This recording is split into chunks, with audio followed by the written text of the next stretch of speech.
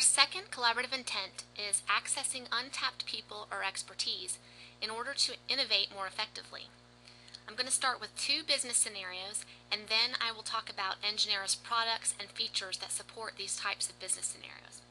So first, we have a scenario from Colgate-Palmolive.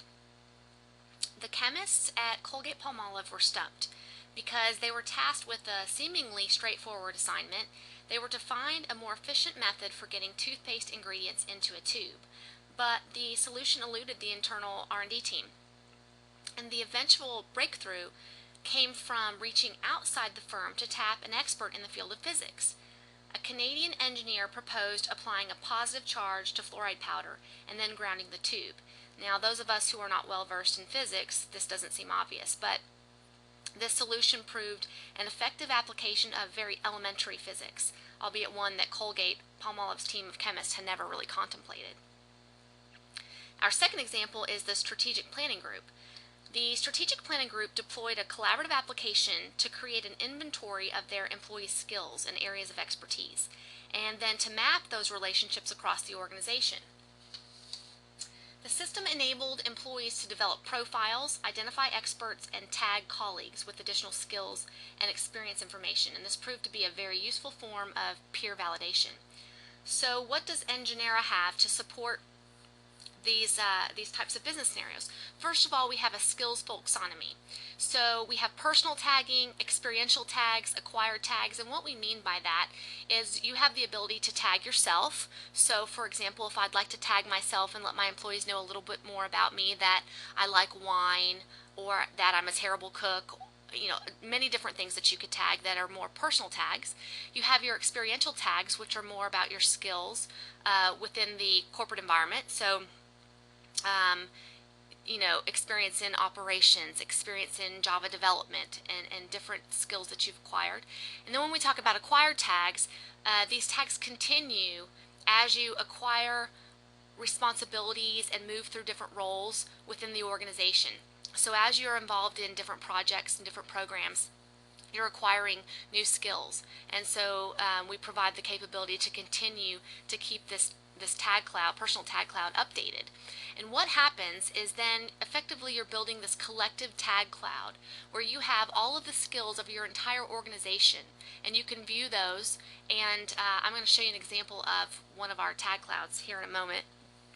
We also have the concept of building networks, and this element or this feature really has kind of a LinkedIn feel. So you can share your collective networks, and also we can make network recommendations.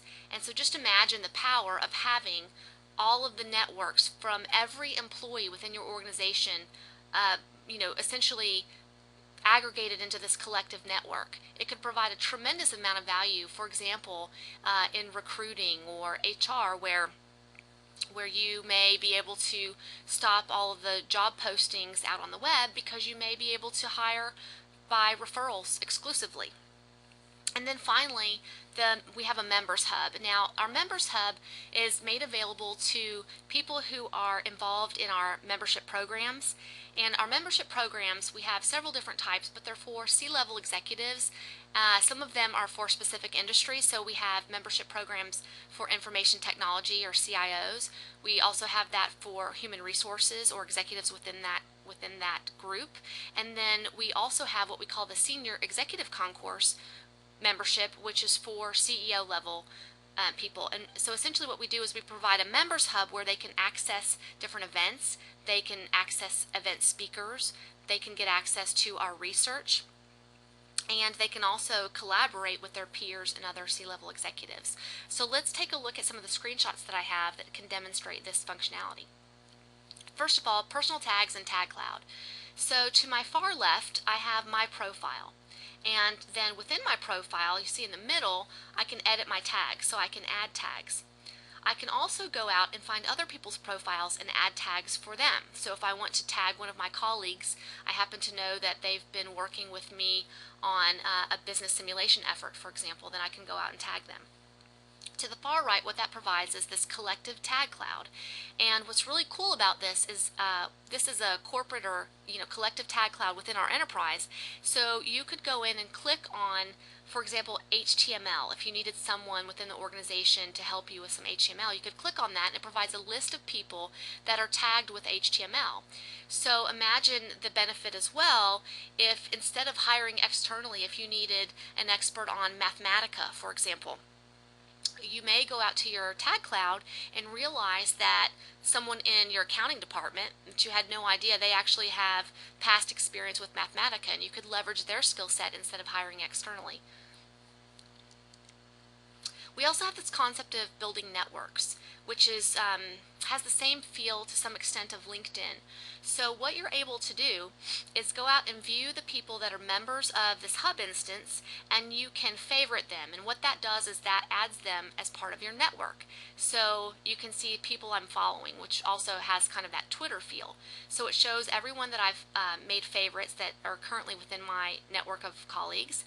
And then we also have a recommendations engine where we can recommend people that you should meet based on people within your network.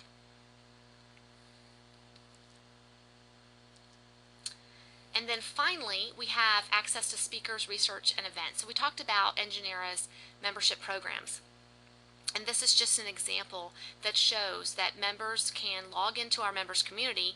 They can see what's happening now. They can view upcoming events that they are able to participate in. They can take a look at our featured research, and also they have access to all of our historical research. And then they also have the ability to continue conversations after an event with a speaker. So for example, we had Daniel Pink speak at one of our conferences, and for about 2 weeks after the conference, our speakers make themselves available to be contacted through the members community so that they can answer questions or collaborate on different ideas.